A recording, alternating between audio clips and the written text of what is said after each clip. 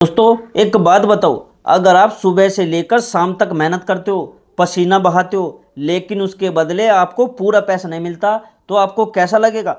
जाहिर सी बात है दोस्तों, बहुत बुरा लगेगा। ठीक है। और अगर आपके पास 10 से 12 घंटे काम करवाया जाए, लेकिन पैसा सिर्फ 8 घंटे का आपको दिया जाए, तो ये सही है या नहीं? लेकिन दोस्तों दुख की बात यह है कि आज भी हमारे देश में लाखों लोग ऐसी हालत में काम कर रहे हैं। कई लोगों को ये भी नहीं पता कि उनका हक क्या है। कोई उनसे ज़्यादा काम करवा लेता है, कोई कम पैसे दे देता है, और कई बार तो काम करवाकर पैसे भी नहीं दिया जाता। और सबसे बड़ी परेशानी ये होती है कि उनके पास कोई सबूत नहीं होता कि उन्होंने उस जगह काम किया था। अब जरा सोचो दोस्तों, अगर काम करते समय आपके साथ कोई हादसा हो जाए, आपको चोट लग जाए या कोई बड़ा नुकसान हो जाए, तो क्या आपकी कंपनी मदद करेगी जहां आप काम करते हो? ज़्यादातर मामलों में जवाब होता है दोस्तों, बिल्कुल भी नहीं, क्योंकि आपके पास कोई लिखित प्रूफ नहीं होता। लेकिन दोस्तों अब ये चीज़ें बदल रही है। अब भारत सरकार ने नए लेबर कोड लागू कर दी हैं, और इसी पर दोस्तों ये पूरी वीडियो होने वाली है। ठीक है। और जो खास तौर पर जो ये नियम है, मजदूर और कर्मचारियों के लिए बनाए गए हैं, ताकि उनका हक सुरक्षित रहे और उनका शोषण ना हो। पहले दोस्तों हमारे देश में 29 अलग अलग लेबर कानून थे। इतने सारे नियम थे, ना तो कर्मचारी समझ पाता था और ना ही मालिक ठीक से पालन कर पाता था। इसी वजह से बहुत कन्फ्यूजन था। इसी कन्फ्यूजन का फायदा उठाकर कई जगह कर्मचारी के साथ गलत होता था। लेकिन अब सरकार ने इन 29 कानूनों को हटाकर सिर्फ 4 बड़े कानून बना दिए हैं, ताकि सिस्टम आसान हो जाए और हर कोई इसे समझ सके। जब दोस्तों नियम कम होते हैं, एक तो साफ होते हैं वे, ठीक है, और उनका पालन करना भी आसान हो जाता है और कर्मचारियों को भी फायदा मिलता है। अब सबसे पहले बात करते हैं मिनिमम वेज यानी न्यूनतम मजदूरी की। अब कानून साफ कहता है कि हर कर्मचारी को सरकार द्वारा तय की गई मिनिमम सैलरी मिलनी ही चाहिए। कोई भी कंपनी अब अपनी मर्जी से कम पैसे नहीं दे सकती। पहले क्या होता था, लोग पूरे दिन काम करते थे लेकिन उन्हें बहुत कम पैसे दिए जाते थे।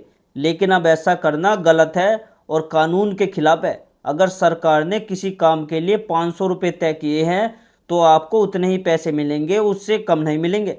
अब बात करते हैं ओवर टाइम की, जो सबसे बड़ा फायदा है।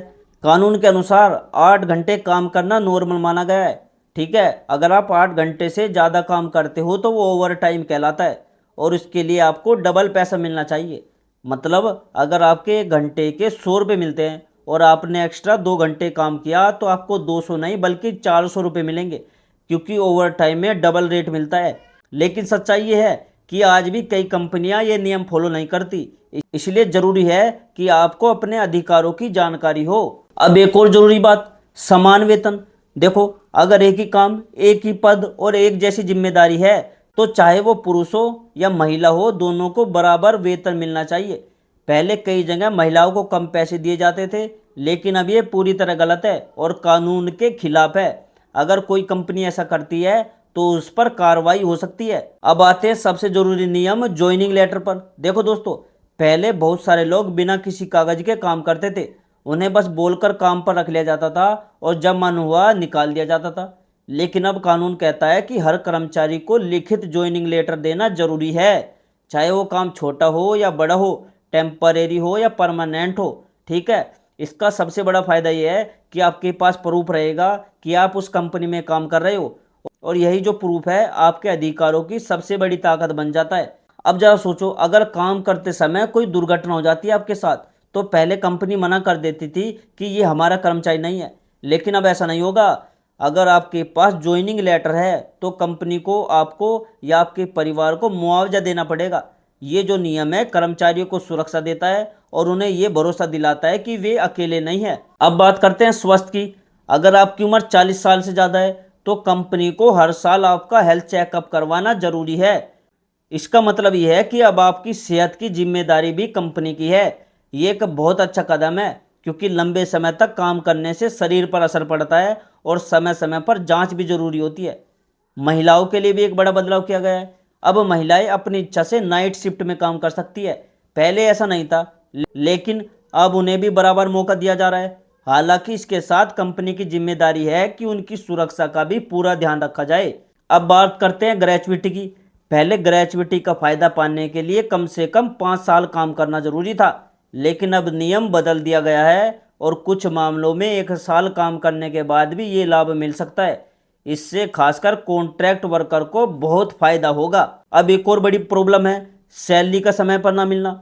दोस्तों कई लोगों को हर महीने सैलरी के लिए इंतजार करना पड़ता है, लेकिन अब कानून कहता है कि कंपनी को एक तय तारीख पर सैलरी देनी होगी। अगर ऐसा नहीं होता तो ये गलत माना जाएगा और कर्मचारी शिकायत कर सकता है। अब सबसे जरूरी बात, अगर आपके साथ गलत होता है तो क्या करें।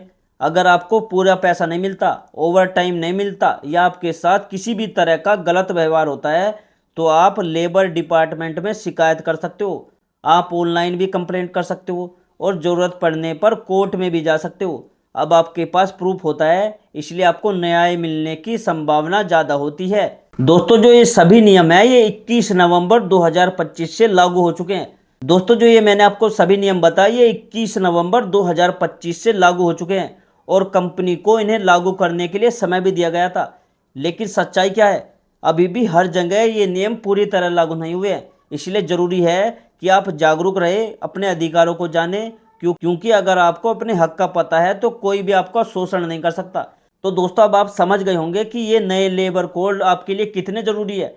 ये आपकी सैलरी, आपकी जॉब सिक्योरिटी और आपकी सेफ्टी को बेहतर बनाते हैं। लेकिन दोस्तों इनका फ़ायदा तभी मिलेगा जब आपको इनके बारे में पूरी जानकारी होगी।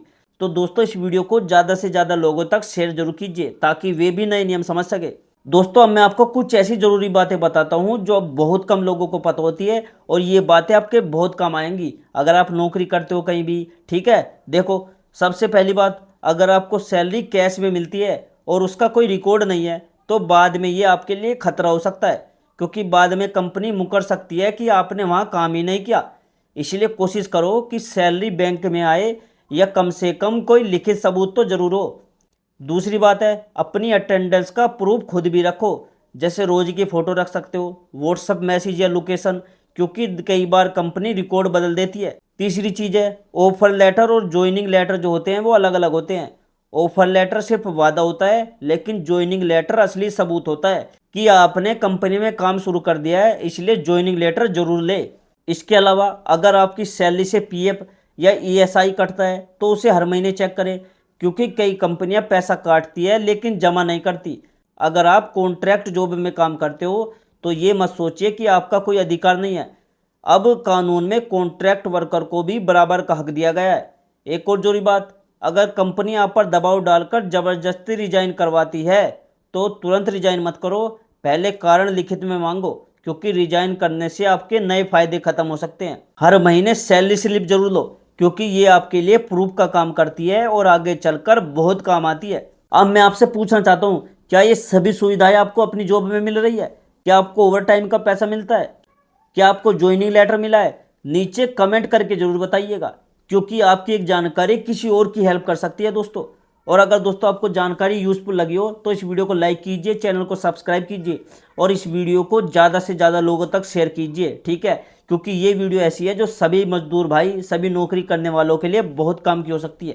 ठीक है, और दोस्तों मैं मिलता हूँ आपसे अगली वीडियो में एक नई जानकारी, एक नए अपडेट के साथ। तब तक के लिए दोस्तों जय हिंद, जय भारत।